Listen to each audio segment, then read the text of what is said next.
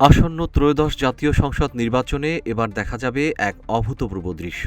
শুধু দূর থেকে নজরদারি নয়, ভোটারদের আস্থা ফেরাতে এবার সরাসরি ভোটকেন্দ্রের আঙিনায় উপস্থিত থাকছে বাংলাদেশ সেনাবাহিনী। ৫ ফেব্রুয়ারি সেনা সদরে আয়োজিত এক সংবাদ সম্মেলনে সাংবাদিকদের এসব তথ্য জানান ব্রিগেডিয়ার জেনারেল দেওয়ান মঞ্জুরুল ইসলাম।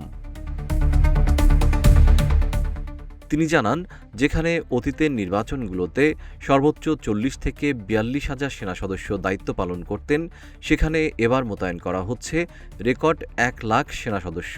মূলত ভোটাররা যাতে কোনো ভয়ভীতি ছাড়া কেন্দ্রে গিয়ে পছন্দের প্রার্থীকে ভোট দিতে পারেন, সেটি নিশ্চিত করাই এই বিশাল বাহিনীর প্রধান লক্ষ্য।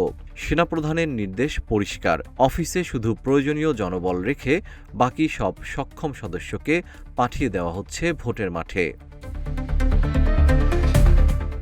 এবার সেনাবাহিনী শুধু স্ট্রাইকিং ফোর্স হিসেবে দূরে বসে থাকবে না। প্রথমবারের মতো তারা সরাসরি টহল দেবে ভোটকেন্দ্রের সীমানার ভেতর। অর্থাৎ কেন্দ্র দখল বা ভোটারদের বাধা দেওয়ার যে কোনো চেষ্টা নস্যাৎ করতে তারা থাকবেন একদম কাছেই। ভবিষ্যৎ হোক নিরাপদ, বিনিয়োগ হোক বিশ্বস্ত, আর আমার পছন্দ সল্ট বে। ওয়েলকাম টু সল্ট বে।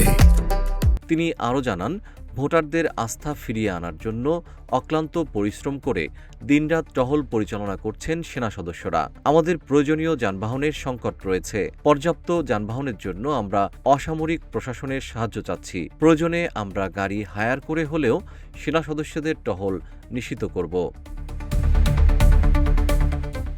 আসন্ন জাতীয় সংসদ নির্বাচনকে সামনে রেখে সেনাবাহিনী ছাড়াও নৌবাহিনীর ৫,০০০ এবং বিমান বাহিনীর ৩,৭৩০ জন সদস্য মোতায়েন রয়েছে, যারা সারা দেশের ৬২ জেলার ৪১১টি উপজেলায় এবং মেট্রোপলিটন শহরে ৫৫৪টি অস্থায়ী ক্যাম্প স্থাপন করে টহল, যৌথ অভিযান ও চেকপোস্ট স্থাপন পরিচালনা করছেন। এছাড়াও বাংলাদেশ পুলিশের ১,৪৯,৪৪৩, বাংলাদেশ আনসার ও গ্রাম প্রতিরক্ষা বাহিনীর ৫,৭৬,৩১৪, বর্ডার গার্ড বাংলাদেশ বিজিবির ৩৭,৪৫৩, বাংলাদেশ কোস্ট গার্ডের ৩,৫৮৫, র্যাবের ৭,৭০০ এবং সাপোর্ট সার্ভিস হিসেবে ফায়ার সার্ভিস ও সিভিল ডিফেন্স অধিদপ্তরের ১৩,৩৯০ জন সদস্য নির্বাচনী নিরাপত্তায় নিয়োজিত থাকবে। জিএম শিহাব, রূপালী বাংলাদেশ।